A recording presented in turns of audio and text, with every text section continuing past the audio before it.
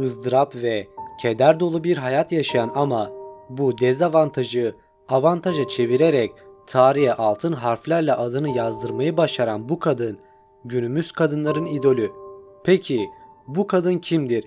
Kadınlar tarafından çokça tanınan ama erkeklerin büyük ihtimalle kim bu tek kaşlı diyerek iç geçirdiği, tanıyanların bir kısmının pek sevmediği, hatta biraz fazla abartıyorlar dediği bu kadın Frida Kahlo, gerçek anlamda saygın ve eşsiz eserleri ortaya çıkaran ve bu eserlere büyük anlamlar yükleyen Frida acı dolu bir hayatı oldu.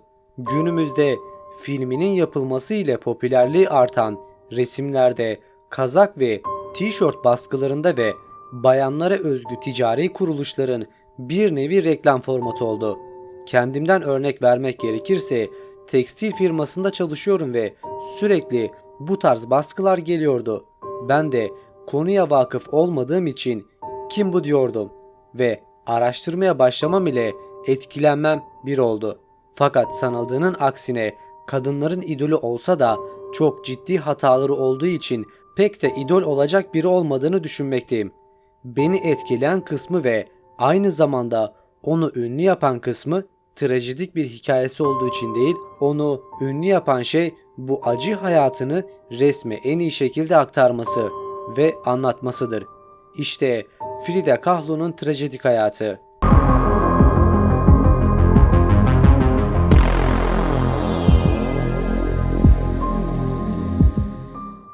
Kendisi 6 Temmuz 1907'de doğdu.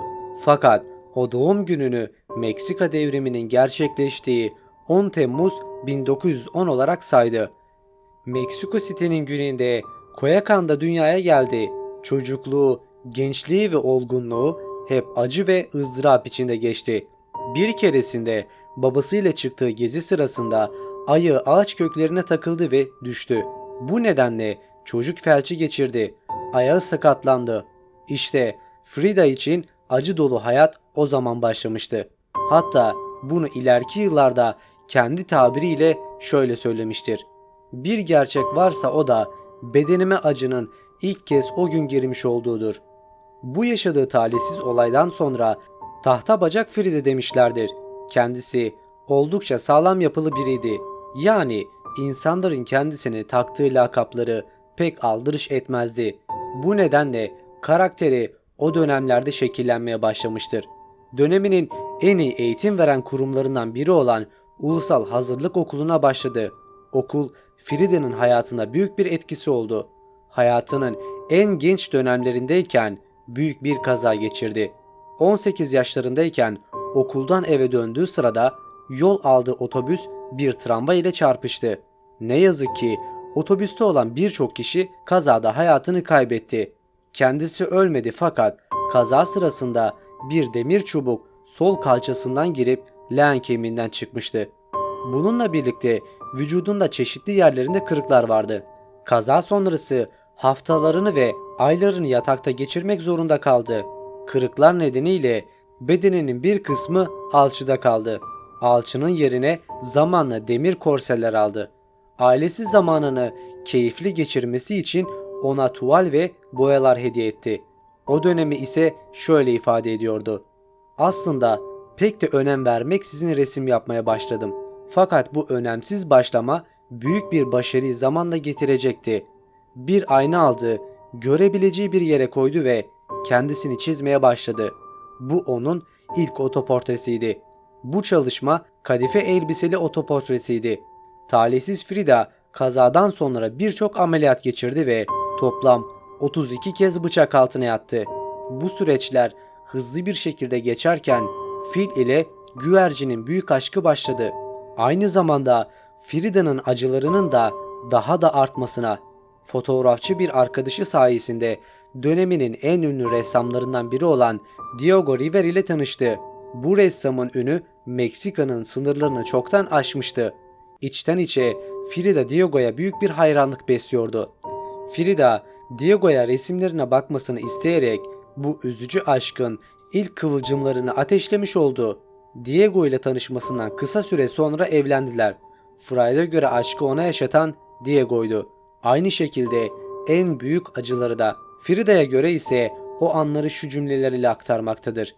Hayatımda 2 kez büyük kaza geçirdim. Biri Diego'ydu ve diğerinde ise bir tren.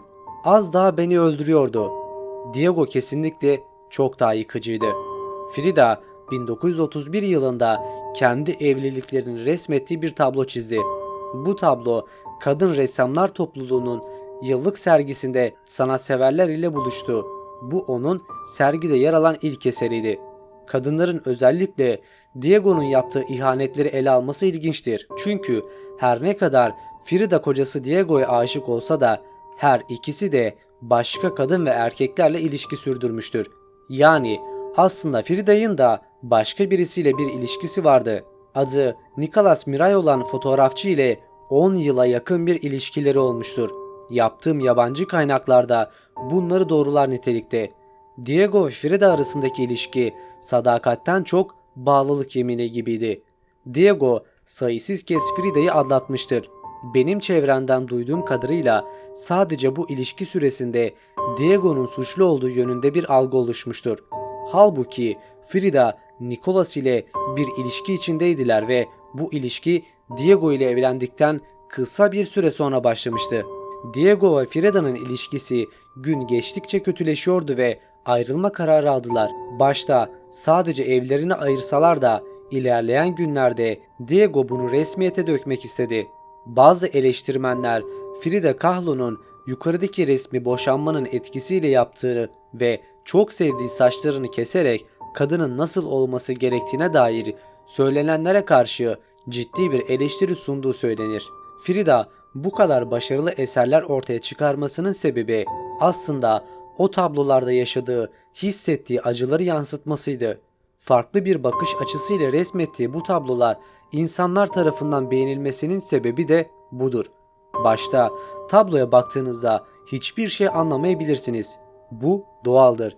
Çünkü konuyu bilmeden anlam bütünlüğünü bir türlü kuramayabilirsiniz. Bu bir konunun ne olduğunu bilerek, yani başlığının ayrıntılara inmeye başladığında şekil alması gibidir. Bu nedenle her aşamada kafamızda bir şeyler canlanmaya, şekil almaya başlar. Frida'nın resimlerini de anlamak için neyi resmetmeye çalıştığını, o tablonun aslında hikayesinin neyi anlatmaya çalıştığını bilmekten geçer. Bu tablolardan biri de budur. Frida'nın hayatında en çok istediği şeylerden biri çocuk sahibi olmaktı. Sağlık sorunları nedeniyle birçok kez çocuğunu aldırmak zorunda kaldı. Bunun üstüne art arda 2 kez düşük yaptı. Frida Kahlo 1932 yılında yaptığı Henry Ford Hospital adlı eserinde yaşadığı acıyı tüm yalınlığıyla tuvale aktardı. Diego rengi gören adam, Frida da rengi giyen kadındı ve 1922 yılından beri bu cümleler Frida'nın Diego'ya yazdığı mektuplardan birinde geçiyor ve devam ediyor.